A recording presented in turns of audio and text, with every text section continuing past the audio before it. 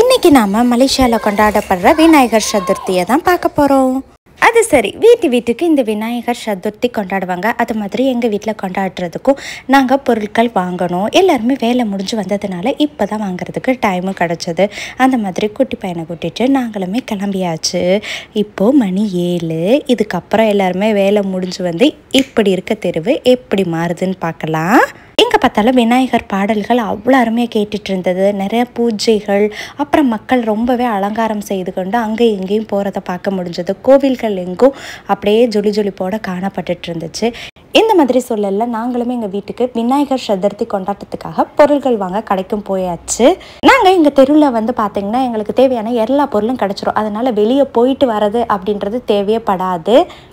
இப்போ வெளியே போனாலும் நம்மளால் வந்து சேர முடியாது. இதுக்கப்புறம் நாங்கள் வீட்டுக்கு வந்து திருப்பி ஒருக்க ரெடியாகி விநாயகர் ஊர்வலத்தை வந்து பார்க்குறதுக்காக கிளம்பணும். ஸோ இதுதான் எங்களோட பிளானாக இருக்குது. இந்த கொஞ்சம் டைமில் எல்லா வேலையும் நம்ம டக்குன்னு பார்க்கலாம்.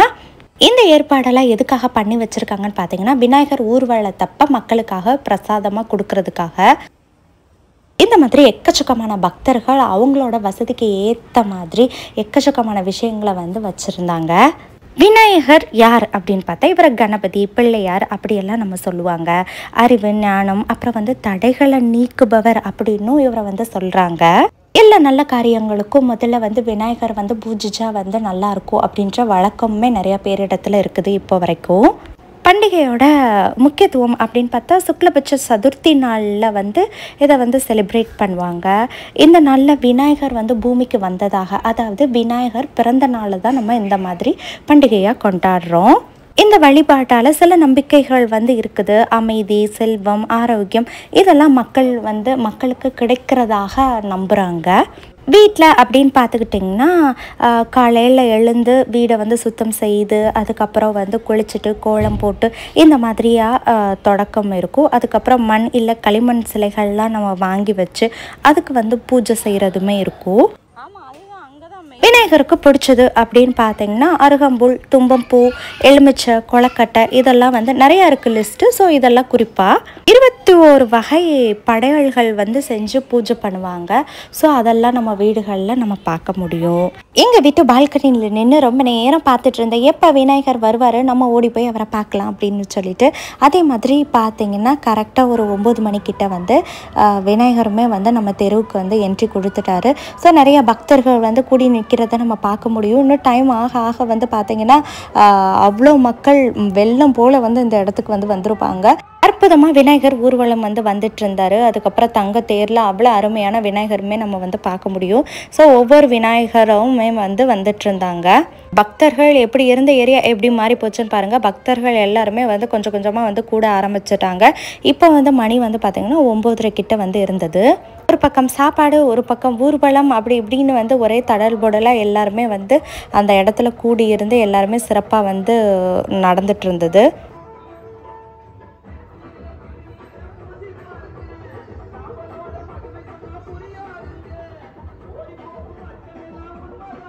மொத்தத்தில் விநாயகர் சதுர்த்தி அப்படின்றது அறிவு, ஒற்றுமை, பக்தி, நல்ல தொடக்கம் இப்படி பல விஷயத்தை நம்மளுக்கு நினைவுபடுத்துகிற பண்டிகையாக இருக்குது.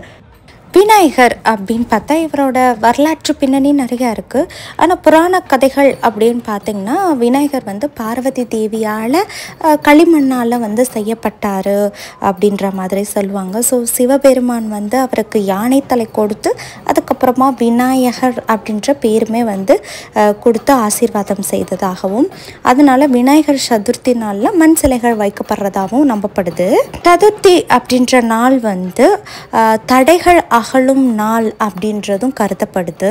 விநாயகர் சதுர்த்தியில் தேங்காய் வந்து ஒரு முக்கிய பங்கு அப்படின்னு சொல்லலாம். இது வந்து ஒரு சுத்தத்தின் குறியீடு அப்படின்னு கூட நம்ம எடுத்துக்கலாம். தேங்காயில் பார்த்திங்கன்னா 3 கண்கள் வந்து இருக்கும். திருமூர்த்திகளான பிரம்மா, விஷ்ணு, சிவன் இதை வந்து குறிப்பிடுறதாகவும் வந்து சொல்லுவாங்க.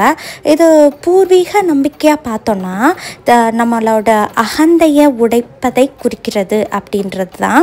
அதாவது வெளிப்புற கடினத்தை வந்து மனுஷன்கிட்ட இருக்க அந்த வெளிப்புற அகந்தை இது பண்ணிட்டு உட்புற வெண்மை, இனிமை, சுத்தத்தை வந்து இந்த தேங்காய் உடைப்பது மூலியமாக நம்ம பெற முடியும் அப்படின்றது தான் வந்து இங்கே சொல்கிறாங்க. விநாயகர் பார்த்திங்கன்னா முதல் வழிபாடு செய்யக்கூடிய ஒரு தெய்வம் அப்படின்றத ஆல்ரெடி சொல்லிட்டேன். ஸோ எந்த பூஜையிலுமே பார்த்திங்கன்னா முதல்ல வந்து தேங்காய் உடைச்சி அதுக்கப்புறமா வந்து வழிபாடு செய்ய தொடங்குவாங்க. இதுக்கான பொருள் தடைகளை நீக்கி நமக்கு வந்து நன்மையை வந்து கொடுப்பதாக அர்த்தம். ஸோ விநாயகர் முன்னாடி வந்து பார்த்திங்க அப்படின்னா இந்த தேங்காய் உடைக்கக்கூடியது அப்படின்றத நம்ம பார்க்க முடியும். பூஜையில் வந்து தண்ணீர் வந்து நிறைய நிரப்பி அதுக்கப்புறம் அந்த பூரண குடத்து மேலே வந்து பார்த்திங்கன்னா தேங்காய் வச்சு அதுக்கப்புறமா வந்து அலங்காரம் செய்யக்கூடியதுமே வந்து இருக்குது. அதுக்கப்புறம் அந்த தேங்காய் தண்ணீர் அப்படின்றது வாழ்க்கையோட ஒரு ஆதாரம், அதாவது தூய்மையை வந்து குறிக்கிறதாகவும் சொல்கிறாங்க. பொதுவாக வந்து பார்த்திங்கன்னா அகந்தையை உடைத்தால் தான் தெய்வத்தை அடையாளம் காணலாம் அப்படின்றதும் சொல்லப்படுது. ஸோ இந்த குறியீடு தான் நம்ம வந்து பார்க்கணும். சில சமயம் வந்து 21 தேங்காய்களை கூட வந்து பக்தர்கள் வந்து உடைப்பாங்க.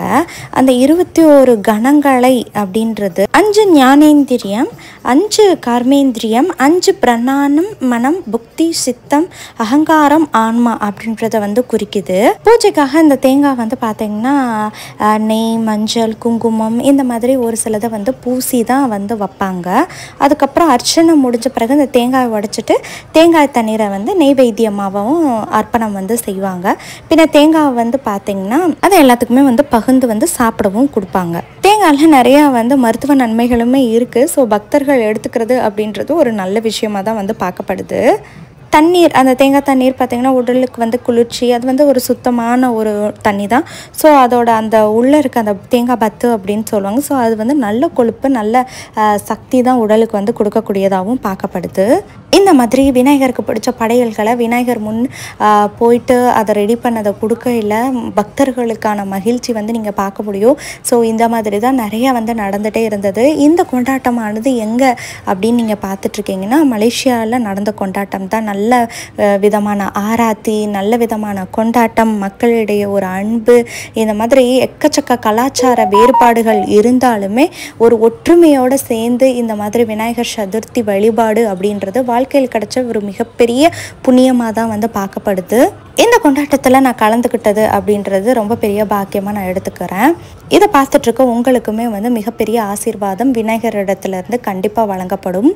எங்களுக்கு அளவு கடந்த மகிழ்ச்சி. அழகாக விநாயகர் பின்னாடி பாருங்கள், தங்க தேரோட்டம், நாங்கள் இந்த பக்கம் வந்து கை நிறைய வந்து பிரசாதம் அவ்வளோ அருமையாக வந்து வச்சு கொடுத்தாங்க. இது எல்லாமே நம்ம விநாயகர் அப்பா முன்னாடி அப்போ தான் படைத்த ஒரு பிரசாதம். அது நம்மளுக்கு கிடைக்கும்போது எப்படி இருக்கும், ரொம்பவே மகிழ்ச்சியாக இருந்தது.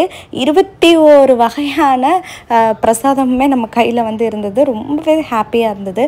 அதுக்கப்புறம் பார்த்திங்கன்னா செதறு தேங்காய், நம்ம மனசில் இருக்க கஷ்டங்கள் எல்லாமே வந்து இதோடு விட்டு போக நம்ம விநாயகர் முன்னாடி தேங்காய் உடைச்சா அந்த வெண்மை மாதிரி நம்மளுக்கு வந்து வாழ்க்கையில் நல்லது நடக்கிறதுக்காக பக்தர்கள் ஏராளமான தேங்காய் அங்கங்கே, இது வந்து ஒரு இடம் நான் உங்களுக்கு காமிச்சிருக்குது. ஸோ அங்கங்கே வந்து தேங்காய்கள் வந்து உடைக்கப்பட்டுட்டே இருந்தது கண்டினியூஸாக. அப்படி அப்படியே வந்து சுத்தமாக வந்து பண்ணிடுவாங்க. அடுத்து ஒரு 5 நிமிஷத்தில் நம்ம இந்த இடம் வந்து பார்த்திங்கன்னா அவ்வளோ நீட்டாக வந்து பண்ணிடுவாங்க. ஸோ இது எல்லாமே வந்து நம்ம கவனிக்கத்தக்கது.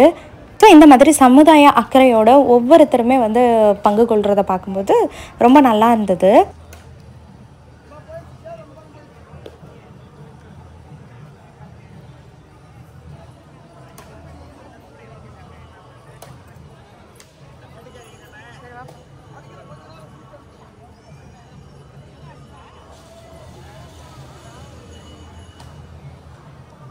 தேங்காய்லாம் என்ன பண்ணுவாங்க, ஐயோ வந்து படுகுடா.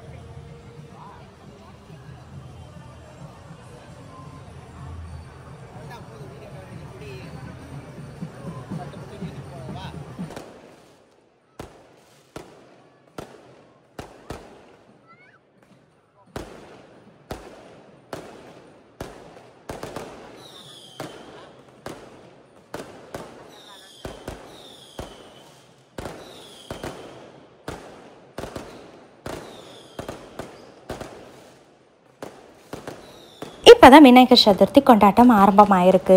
இதுக்கப்புறம் நிறைய பார்க்குறதுக்கு இருக்குது. மறக்காமல் நம்ம சேனலை சப்ஸ்கிரைப் பண்ணிப்போங்க. இது போல் கொண்டாட்டங்கள், வாழ்க்கை முறை, நிகழ்ச்சி எல்லாத்தையுமே உங்கள் கூட நான் வந்து பகிர்ந்துப்பேன். இந்த மாதிரி தெருக்களில் ஓப்பனாக நமக்கு தேவையானது தாராளமாக அள்ளி கொடுக்கறதுக்கூடிய ஒரு விஷயமானது நான் மலேசியா வந்த பிறகு பார்க்குறேன். ரொம்பவே மகிழ்ச்சியாக வந்து இருந்தது.